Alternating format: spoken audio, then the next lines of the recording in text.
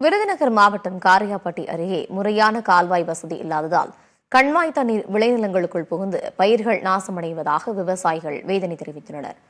திருச்சுழி சட்டமன்ற தொகுதிக்குட்பட்ட அரசகுளம் மற்றும் குரண்டி கிராமங்களில் விவசாயம் பிரதான தொழிலாக இருந்து வருகிறது. கடந்த 3 வருடங்களுக்கு முன்பு ஊராட்சி மன்ற தலைவர் முன்னிலையில் குரண்டி கண்மாயின் கலுங்கு பகுதி உடைக்கப்பட்டதாக கூறப்படுகிறது. இதனால் கடந்த 3 ஆண்டுகளாக தண்ணீர் விளைநிலங்களுக்குள் புகுந்து விவசாய பயிர்கள் சேதமடைந்ததாக குற்றம் சாட்டப்படுகிறது. இந்நிலையில் இந்த ஆண்டும் சுமார் 50 ஏக்கருக்கு மேல் நெல், வெங்காயம், வெள்ளரி உள்ளிட்ட பயிர்கள் நீரில் மூழ்கி அழுகி நாசமடைந்துள்ளதாக விவசாயிகள் வேதனை தெரிவிக்கின்றனர்.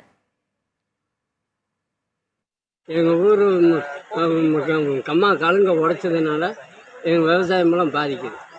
நீங்க என்ன போட்டிருக்கீங்க விவசாய நிலத்துல? வெள்ளரி போட்டிருக்கோம். எத்தனை ஏக்கர் போட்டிருக்கீங்க? இந்த 1 ஏக்கர் போட்டிருக்கு.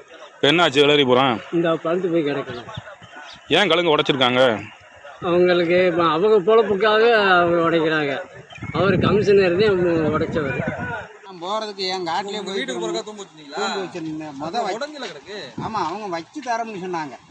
வச்சு தரம்னு சொன்னவங்க கடைசியில இப்ப போற அரவுக்கு கவனிச்சரும் குரண்டி பிறகுண்டா நீ வச்சுக்க, உனக்கு பாதை வேணும்னா நீ வச்சுக்கன்ட்டாங்க. அப்படி இருந்து தூம்பு வச்சு அதுவும் உடச்சி போட்டாங்க. நான் தூம்பு 2 தூம்பா வச்சிருக்கேன். இதுல மண் அடிச்சு போடுறதுக்கு அது தண்ணி எக்குதப்பா வரவன் மண்ணை உடச்சும் போட்டாங்க. அந்த உடஞ்சிய கிடக்க வருங்க.